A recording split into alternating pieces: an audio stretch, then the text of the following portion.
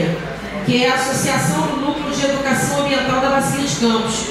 E algo foi trazido por essa associação, que também é muito pertinente, com relação ao interesse do município em ter uma cadeira. A cadeira já tem, o assento já tem, que é no consórcio do Rio São João e do Comitê da Bacia de Campos. A cadeira já tem, o assento já tem, mas é que o município realmente participe.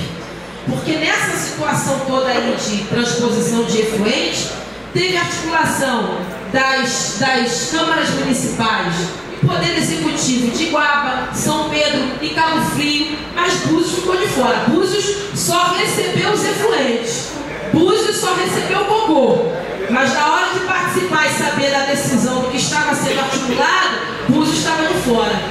Então eu pedi ao secretário que participe. Se só a secretaria, só o secretário pode ter a cadeira, o assento no consórcio, então que vá. Se não pode, que vá o sub. Se não pode o sub, que vá outro representante. E se Búzios não participar efetivamente, incorre em decisões perigosíssimas e que vão nos afetar diretamente. Então, fiz essa cobrança,